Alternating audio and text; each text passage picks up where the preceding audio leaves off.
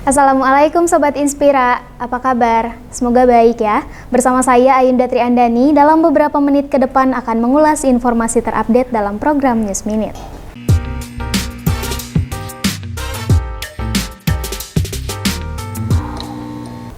Berita pertama datang dari Presiden Joko Widodo yang melakukan kunjungan kerja ke PT Pindad. Dalam kunjungannya, Jokowi menargetkan Pindad tembus di posisi 50 terbaik sebagai perusahaan pertahanan dunia.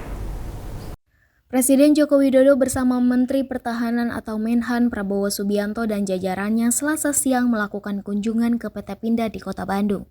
Jokowi melihat-lihat produksi kendaraan tempur yang dimiliki oleh Pindad. Usai melihat-lihat hasil produksi Pindad, Jokowi targetkan Pindad tembus di posisi 50 terbaik sebagai perusahaan pertahanan dunia. Sebelumnya tahun 2022, Pindad sebagai perusahaan pertahanan berada di posisi 79 di dunia.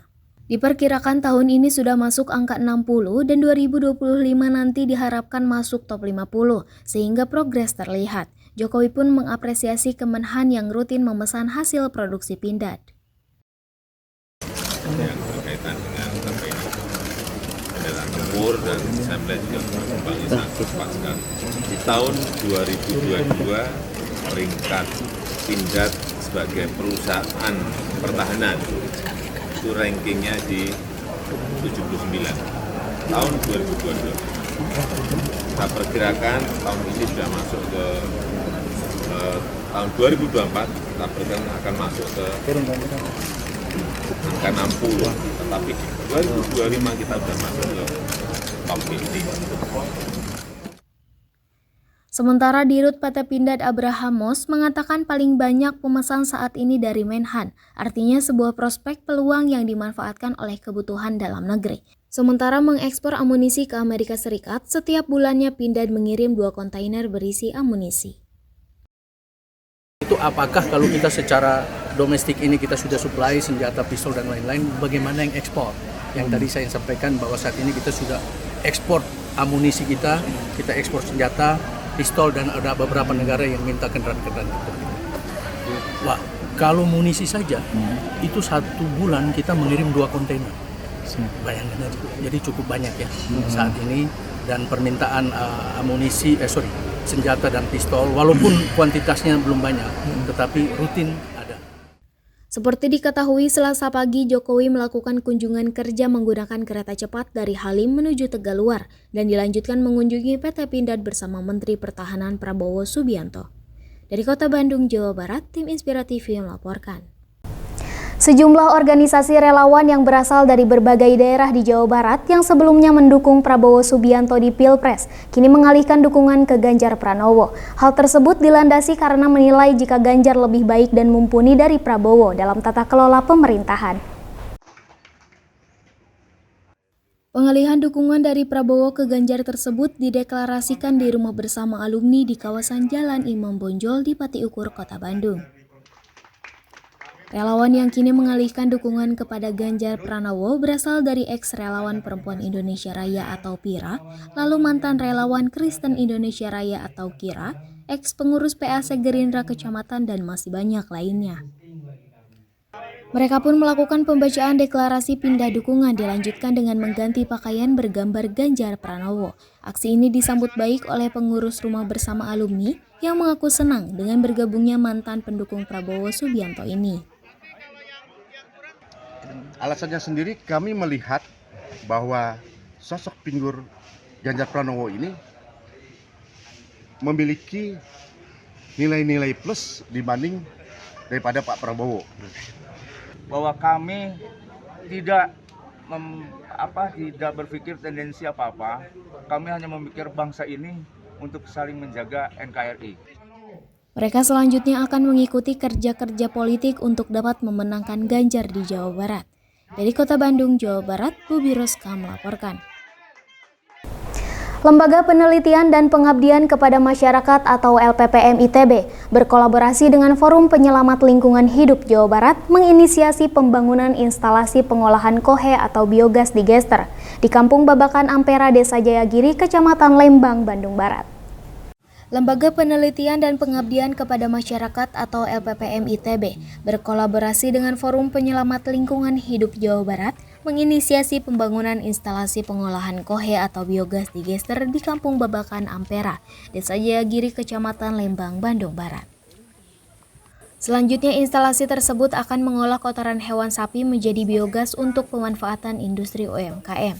Saat ini populasi hewan ternak sapi perah di wilayah Kecamatan Lembang, Kabupaten Bandung Barat kurang lebih 19.721 ekor dan menghasilkan limbah kotoran hewan yang berdampak pada pencemaran lingkungan.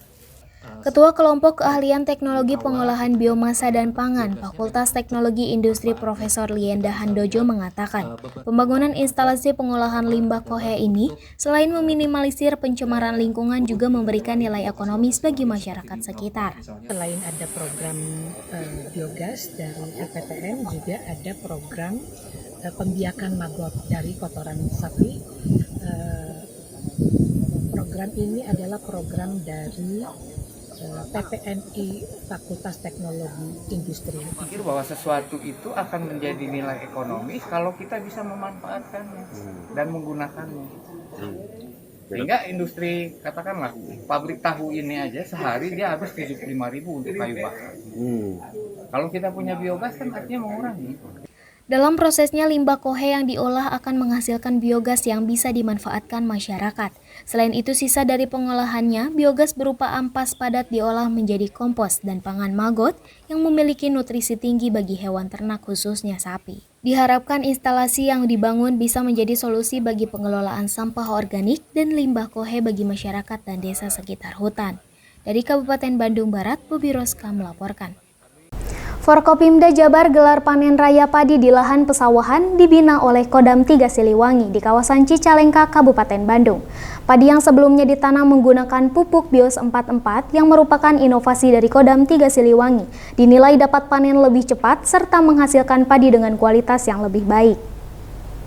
Bertempat di Kampung Bojong Jambu, Desa Panenjoan, Kecamatan Cicalengka, Kabupaten Bandung, Forum Komunikasi Pimpinan Daerah Provinsi Jawa Barat yakni penjabat Bey Mahmudin, Pangdam 3 Siliwangi Majen TNI Erwin Jatmiko, dan Kapolda Jabar Irjen Pol Ahmad Wiyagus hadir langsung untuk melakukan panen raya padi di area pesawahan warga yang dibina langsung oleh Kodam 3 Siliwangi.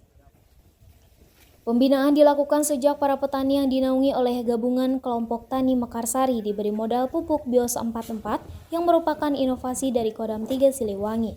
Hasilnya padi yang ditanam dengan Bios 44 bisa panen lebih cepat, yakni usia 13 minggu, di mana rata-rata padi yang ditanam menggunakan pupuk non-Bios 44 biasanya panen pada usia 16 minggu.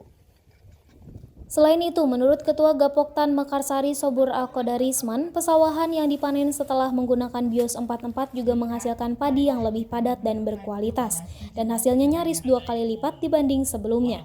Biasanya dalam 1 hektar area pesawahan hanya menghasilkan 5,5 hingga 6 ton padi, kini menjadi 8 hingga 9,2 ton. Setelah pakai Bios 44, kita bisa memanen 13 minggu. Jadi perbedaannya Bios 44 itu lebih cepat, bulirnya bening, mengisi, padat. Sementara itu, menurut Gubernur Jawa Barat Bey Mahmudin, dukungan distribusi pupuk Bios 44 dari Kodam 3 Siliwangi merupakan salah satu upaya untuk meningkatkan produktivitas para petani di tengah musim kemarau dan fenomena El Nino seperti saat ini, karena Bios 44 tidak seperti pupuk pada umumnya yang berbentuk serbuk melainkan berbentuk cairan. Produktivitas pada saat ini terjadi ancaman El Nino ya, tentunya kita berusaha agar seperti ini kan bisa ditiru atau direplikasi di daerah lain sehingga produktivitas tetap terjadi. Penggunaan pupuk Bios 44 di lingkup petani yang sudah diterapkan oleh Kodam 3 Siliwangi dengan sistem pembinaan ini rencananya akan diterapkan juga di seluruh wilayah Jawa Barat agar petani bisa lebih makmur karena selain bisa panen hingga 3 kali dalam waktu 1 tahun, jumlah padi yang dihasilkan juga menjadi lebih banyak 2 kali lipat. Dari Kabupaten Bandung, Jawa Barat, Hedi Trisnayadi melaporkan. Berita terakhir sekaligus menutup perjumpaan kita kali ini. Teras Cihampelas diresmikan sebagai salah satu destinasi wisata favorit di Kota Bandung Selasa sore kemarin. Ada 4 rase tematik tambahan sebagai wajah baru di Teras Cihampelas. Teras Cihampelas diresmikan sebagai salah satu destinasi wisata favorit di Kota Bandung Selasa sore kemarin. Ada 4 trase tematik tambahan sebagai wajah baru di Teras Cihampelas. Trase tematik baru tersebut antara lain zona fashion show, zona sirkuit remote control atau RC, zona galeri sejarah, dan zona kelas luar atau outdoor class. PLH Wali Kota Bandung Emma Sumarna menyambut positif peresmian Teras Cihampelas. Menurutnya lokasinya yang sangat strategis untuk tempat berkegiatan masyarakat dan juga tempat berniaga para pelaku usaha. Jadi tempat ini saya pikir mudah-mudahan memberikan daya tarik yang menjadi destinasi. Kalau orang sudah banyak aktivitas di sini, toh kehidupan ekonomi para PKL ini pun akan kembali bisa hidup. Sebagai informasi, kegiatan peresmian Teras Cihampelas juga dimeriahkan oleh beberapa komunitas. Kegiatan ditutup dengan parade busana oleh seluruh kepala OPD di Pemkot Bandung. Sebagai fasilitas publik, pengunjung Teras Cihampelas dapat mengakses 4 titik Wi-Fi. Dari Kota Bandung, Jawa Barat, tim Inspira TV melaporkan. Demikian Sobat Inspira, berita terupdate hari ini. Saksikan program terupdate lainnya bersama saya Ayunda Triandani hanya di Inspira TV. Wassalamualaikum warahmatullahi wabarakatuh. Sampai jumpa.